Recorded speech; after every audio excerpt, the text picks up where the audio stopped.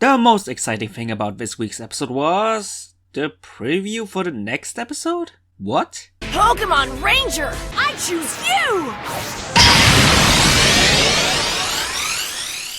What's up, my dear boys and girls, it's your Ranger here, and welcome to another review of the Pokemon Sun and Moon anime. Today, it's the birth of a new tag team with episode 81, Alola's Young Fire, Royal Ash's birth, and oh god. I mean, the last few episodes were entertaining. The one with Pokeball was better than I expected, and the Lily one was pretty decent as well, even though I also ranted a little bit when it comes to that episode, but it also showed some progression for Marlo and Sophocles. But what about this episode surrounding our main protagonist? Well, if you want to know more, then grab some popcorn, grab some cookies, and let's do this. So we make a glorious return to the Royal Dome, where current champion Royal Mask is fighting against a very fierce Electivire. But suddenly, his trainer interrupts and grabs Incineroar's leg, which for some odd reason seems to be legal. And while witnessing that unfairness with our own eyes, we find out that this trainer is part of the evil team called the Revengers. And coincidentally enough, another member of the team interferes and now they get disqualified.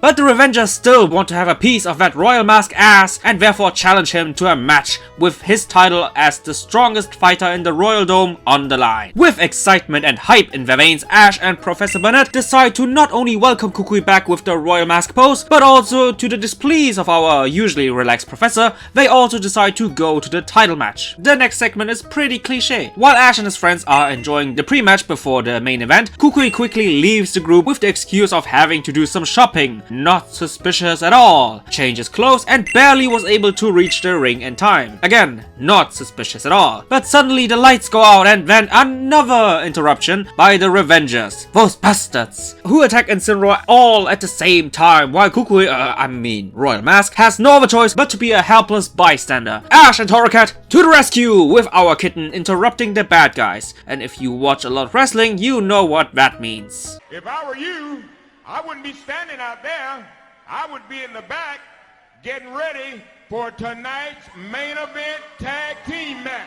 But before that starts, evil company man Borgain, you guys remember the guy with the Electivire, returns and basically says this. It's me, Austin! It was me all along! Before the match starts, Ash receives the Royal Mask, and together they form the new tag team called the Double Royals. Wait, like double royal with extra cheese? Sounds delicious. And thanks to that, Lana now wants to become Royal Lana. Royal Lana, huh?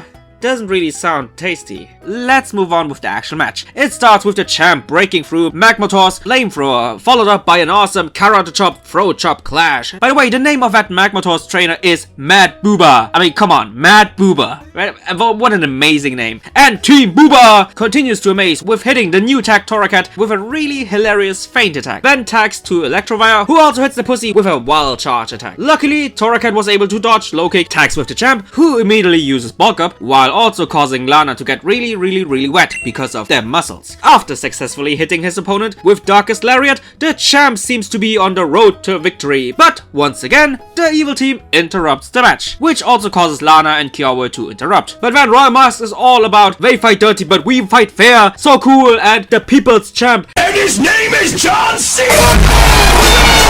Another Darkest Lariat, tag, an amazing jump from the top turnbuckle by Torracat while using Fire Fang. But Booban is not that easy to defeat, and he quickly gains the upper hand until Ash roars the living shit out of him, and with that John Cena never give up attitude, he learns revenge and knocks both Magmortar and Electivire out. But let's not forget, the Revengers are evil, and therefore are now attacking our heroes all at once, and got one shot by the Z move. But then the boss himself enters the ring with his almighty Pangoro and also got one shot. Well, not even John Cena could pull that off. Royal Mask disappears very suspiciously, and Kukui appears right after the match is over, and still nobody knows. Well, the end. I guess it's time for the ratings. What can I say about the story? I will make it short this time. This episode was really boring, because it was really predictable. From Kukui hiding his identity, the villain's ambitions, the forming of the tag team, until the very anticlimactic ending, everything was really predictable. There were some few moments in the match itself which were awesome, like Magmortar's feint attack, Torracat's high jump Fire Fang, and even the revenge attack were cool moments. But then we had all the really annoying interruptions by the evil team, and I understand that they do it because they are evil evil. But damn, not even wrestling executes their villains this shitty. Not always, okay? All the interruptions really ruined the flow of the episode and therefore also ruined my overall enjoyment. If it wasn't for the massive amounts of interruptions, I would have given the story a 5 out of 10, an average score for an average episode. But thanks to all the evilness, it ends up with 4 out of 10. What can I say about the focus? The title is called Alola's Young Fire, Royal Ash's Birth, and pretty much describes what happened. You didn't even have to watch the episode to know that Ash will once again enter the Battle Royal, but this time with the same outfit as Kukui. So the title alone already took away a lot of excitement. Therefore, 8 out of 10. Last but least, animation. I really loved the music they played throughout the battle, but when it comes to the battle itself, there were some good things as well. The high jump from the top turnbuckle by Torakat, the revenge move was also awesome. But once again, I can't really give the animation full score because honestly there were a lot of recycled animation. For example, the Dark's Lariat, the Z move, and even parts of the pre-match with Primarina and Destroy were also recycled animation from the last Battle Royal episode. 7 out of 10. So this episode scores a 6.33 out of 10 with the recommendation. It's really hard to recommend this, but next week at least looks very promising. Anyway guys, I really hope you enjoyed this short review and see you guys in the comments down below.